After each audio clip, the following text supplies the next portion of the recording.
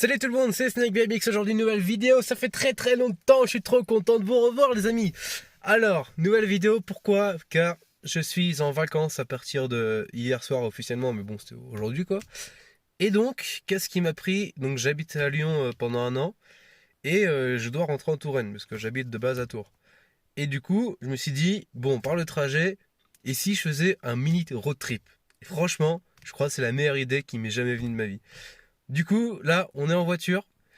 On se retrouve, donc là j'ai tout mon chargement et tout, de toutes mes affaires. Et donc j'ai mon VTT avec moi sur le porte-vélo. On se retrouve aujourd'hui sur la station des Aillons-Majariaz, station auquel je vais skier tous les hivers depuis 15 ans maintenant. Et une super petite station d'ailleurs. Donc là, qu'est-ce qu'on va faire? On va monter là le Mont Majariaz en VTT. Sachant que j'ai un enduro, donc monter une montagne en enduro, je crois pas que ce soit la meilleure des idées. Mais c'est pas grave, on va s'amuser quand même, on va se faire kiffer, hein, écoute, hein, c'est le principal. Donc je décharge le vélo et on se rejoint sur la GoPro. C'est parti, let's go! Ok les gars, donc le rec de la GoPro a déconné de la GoPro, du coup je vais commenter à part. Donc là, première partie déjà, j'enlève un arbre parce que bah, forcément c'est du freeride, hein, donc dans la nature qu'est-ce qui se passe? Et ben les arbres tombent. Donc là bah, malheureusement ils bouchaient le passage, donc je me suis dit que pour les prochains, au lieu de passer par-dessus bêtement, j'ai tiré l'arbre qui était ma foi un petit peu lourd quand même, on va pas se mentir. Donc là c'est parti, je reprends le vélo. Petit accéléré parce que bon, hein, sinon la vidéo va durer 1 heure. Petit passage rocher, j'ai dû descendre du vélo parce que c'était un peu la galère. Mais en vrai, c'est passé crème. Là, du coup, petite partie d'un peu descente. Je passe à côté des pierriers, tout ça. Je roule tranquillement. En fait, je commentais la vidéo à chaque fois, mais vu que ça a déconné, bah tant pis, vous aurez une version un petit peu en accéléré. Mais c'est pas grave, ça va faire quand même le taf. Du coup, là, c'est un peu, on va dire, tranquille pour l'instant. Je cherche un petit peu où je vais à chaque fois, je vais faire des petites pauses, donc c'est pour ça que vous aurez une coupure à chaque fois au montage, mais c'est quand je suis un peu perdu à chaque fois dans la forêt. Malgré l'application, bah, c'est pas tellement très précis, donc c'est un peu compliqué. Donc pour l'instant, ça va bien. Petite zone de pierrier où je descends du vélo, parce que c'est commencé à devenir un petit peu raide quand même. Donc on continue toujours, on monte sur le vélo, et c'est parti, rebelote, on pédale, toujours en pédale. La zone de pierrier que j'ai tout passé en vélo, ah là je me suis arrêté et c'est reparti. Ensuite, du coup, j'arrive sur un petit plateau avec plein de rochers. Voilà, donc là j'arrive en haut de la forêt, donc je suis sorti de la forêt, on commence à distinguer les pistes à la droite. Donc je continue à monter à pied parce que j'étais vraiment mort à ce moment-là, j'en pouvais plus. Il commençait à faire un peu chaud, c'était vers 11 h. Donc là, du coup, pour ceux qui savent pas, je suis passé sur les sentiers des raquettes en remontant la piste des raquettes. Donc zone très difficile en été parce que forcément, vu que t'as pas de neige, ben, tu vois tous les trous, les rochers, les cailloux, enfin tout ce que tu veux.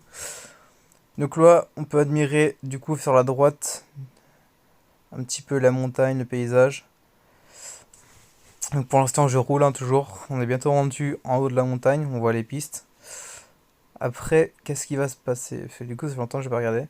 Donc voilà, donc en fait, là, j'explique un peu. Enfin, du coup, c'est un accéléré, mais j'explique un peu ce que c'était comme station et tout. Donc en gros, comme station, c'est une petite station familiale assez sympa.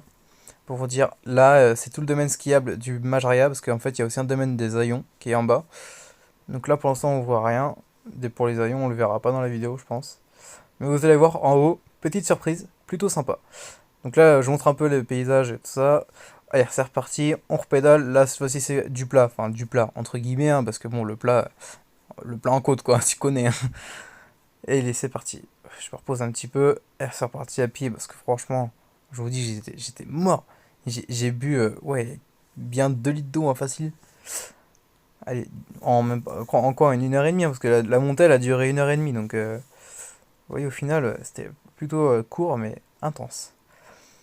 Donc là, du coup, je commence à voir pas mal de l'horizon. Le sommet de la montagne est proche. Moi, en vélo, je me repère par rapport à là où je skie habituellement parce que je skie toujours sur cette montagne. C'est mon endroit préféré pour les skier. Ah si, on a vu un petit peu les aillons en bas, donc bah, flemme de mettre une pause sur la vidéo. Donc là, petite zone on pédale, ça fait du bien. L'air frais qui fait plaisir, bien sûr. Parce qu'avec la transpiration, ça me fait un petit peu d'air frais. Donc là, on commence à descendre un petit peu. pour qu'après on puisse remonter, parce que forcément, qui dit descente me dit forcément remonter. Je suis content, j'ai quasiment tout monté en vélo, et c'est reparti à pied. Donc là, à pied jusqu'au sommet, jusqu'au prochain arbre à peu près. Donc voilà, après une fois que le sommet est atteint, là on est vraiment sur la falaise du Majaria. Donc à droite c'est la vallée qui est tout en bas. Vraiment si tu tombes c'est à gauche, excuse-moi. Si tu tombes à gauche, vraiment c'est la merde. Genre tu meurs vraiment. À moins que tu aies un parachute sur toi, mais je te conseille de pas tomber. Du coup, là on va pas tarder à voir arriver le télésiège pour nous indiquer qu'on est en haut de la montagne. Donc là les gars, voici la vallée. Donc ce que vous le disiez, côté gauche, c'est vraiment magnifique, hein. C'est incroyable. Moi, je trouve, j'adore ces paysages. Franchement, c'est un paysage que je surkiffe à chaque fois que je viens l'hiver ou été. C'est incroyable. Allez, c'est reparti pour la montée. Cette fois-ci, on continue à pied. Parce que bon, les jambes, elles en peuvent plus là. Le vélo, il fait quand même 18 kilos, hein. Attention, hein, 18 kilos, c'est assez costaud, hein. Donc là, petite vue sur les montagnes de derrière. Donc les haillons, on les voit pas. Non, on les voit pas. C'est derrière la partie. C'est derrière, juste. En fait, c'est juste devant nous, en fait. Mais juste, c'est caché par la montagne. Mais en haut, on peut voir un petit peu le Mont Blanc. On le verra mieux d'en haut, vous allez voir. Mais d'ici, on peut un petit peu l'apercevoir. C'est derrière les grosses montagnes. Donc, allez, c'est parti. Je repars cette fois-ci à pied, toujours comme toujours.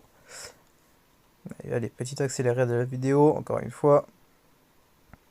Dites-moi si ça vous plaît, ce genre de contenu un peu commenté comme ça. C'est la première fois que j'essaye de commenter une vidéo qui a pas marché le son. Du coup, au lieu de mettre de la musique bêtement, bah, je vais commenter en même temps. Donc, je sais pas du tout ce que ça va donner.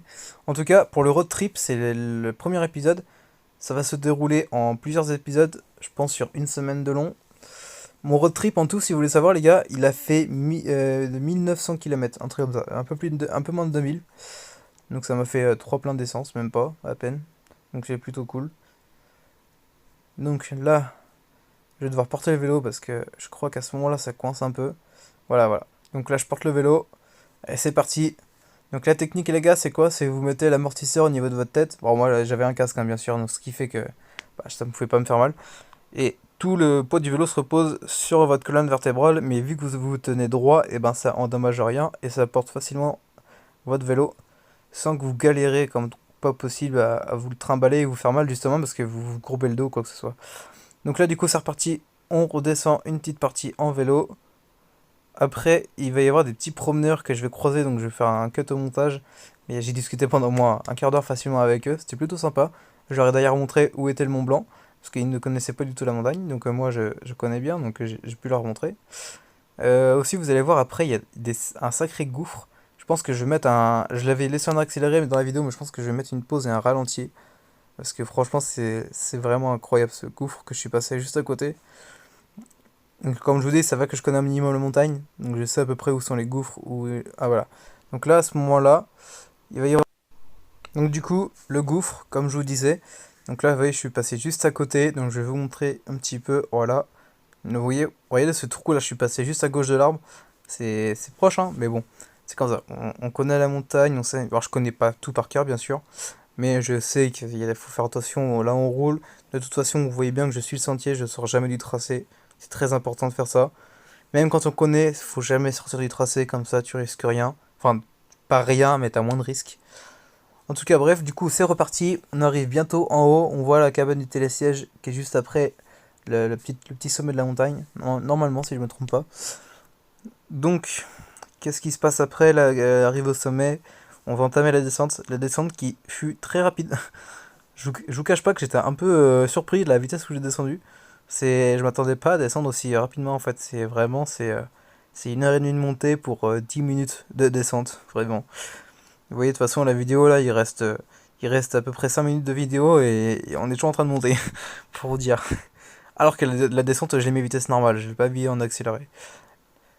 Donc là, on va revoir le paysage de la vallée qui est derrière le gouffre. Enfin, pas le gouffre, la falaise. Vous allez voir, c'est vraiment magnifique. Donc voilà, donc elle est juste à gauche là, le paysage. Ah, donc voilà, les fameux promeneurs à qui j'ai expliqué ce que c'était. Ah, on n'a pas pu voir le paysage. Du coup, ouais, je descends un petit peu, j'entame le chemin pour aller au télésiège. Et donc là, on arrive à gauche, voilà, j'ai pris un chemin là, en fait, c'est le petit chemin bleu qui mène à la bergerie pour ceux qui savent. Donc voilà, donc là, ça grimpe un peu, ça fait grimpette, j'essaye de monter en vélo tout en pédalant. Et non, j'ai pas réussi. Ouais, je me rappelais plus que j'avais pu réussir. Dans ma tête, j'ai réussi.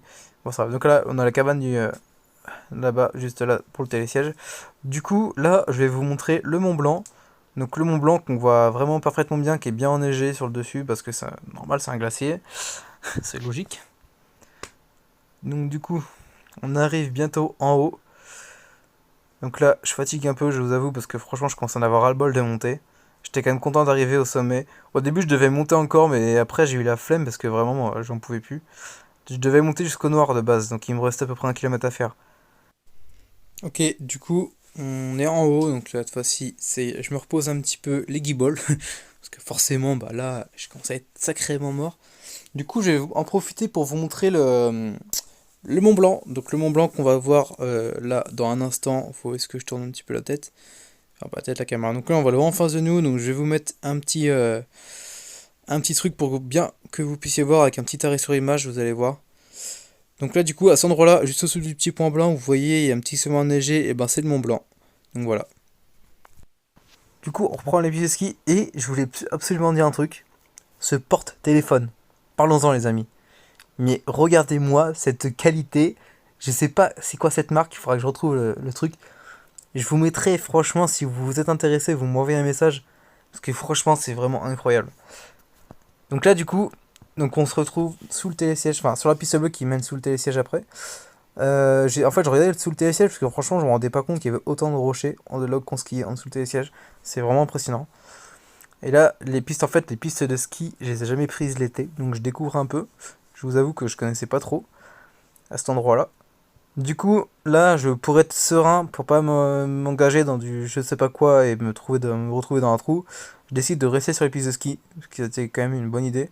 Parce que vu les trous qu'il y avait sur les pistes de ski, je vais te dire, bah j'ai bien fait de rester dessus. Donc là, vous allez voir, je vais voir mes premiers trous et ça va secouer un petit peu. Donc ouais, ça secoue un petit peu. Et là, je me suis rendu compte qu'il y avait des bons gros trous quand c'était bien vert.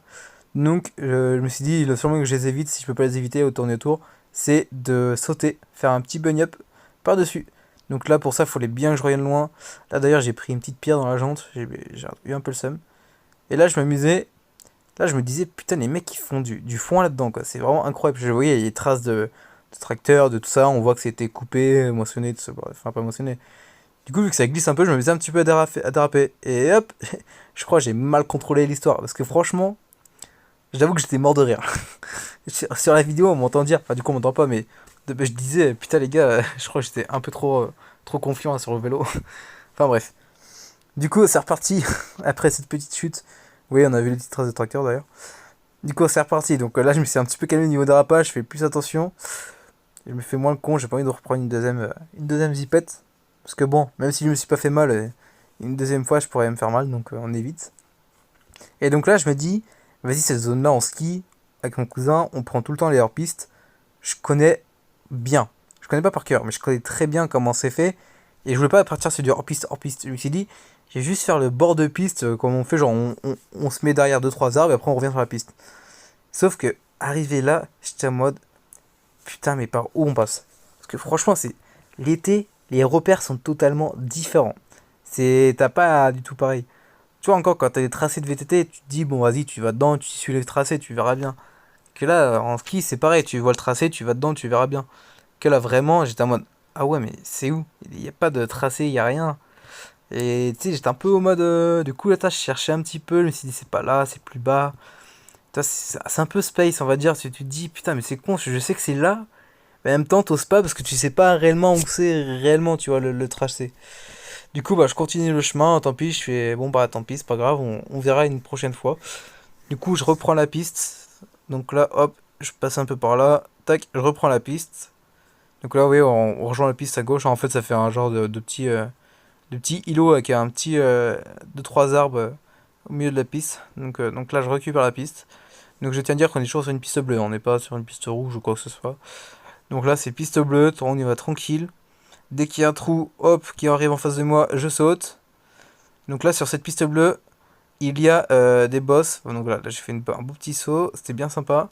Et donc du coup là je rejoins le chemin qui mène vers la station. Parce que si on continuait tout droit, c'était direction les tire-fesses pour aller aux pistes rouges et noires. Et bah les tire-fesses sont bien sûr éteints en été. Et surtout que je vais pas monter tout à pied. Donc laisse tomber. Du coup, je prends le petit chemin tranquillement, on roule, voilà, chill. On arrive à la station, on voit les premiers pylônes de télésiège.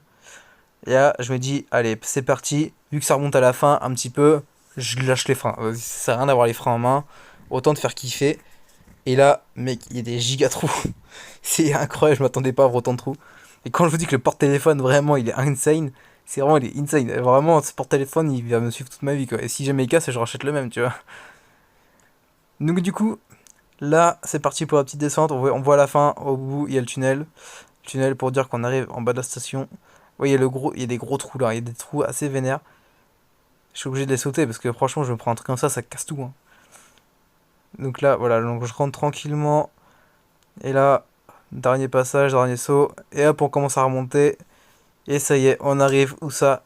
On arrive à la station. On voit d'ailleurs que le télésiège est totalement démonté. Il n'y a plus aucun siège sur le câble parce qu'en fin de compte, les sièges étaient posés sur le parking à côté de la voiture.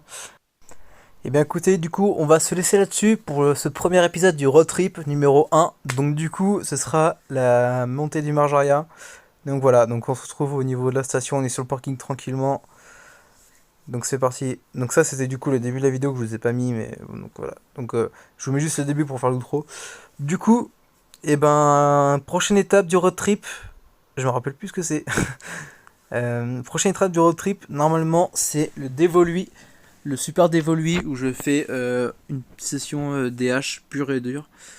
C'est-à-dire que je remonte en remontée mécanique et puis je descends avec mon vélo. Donc voilà.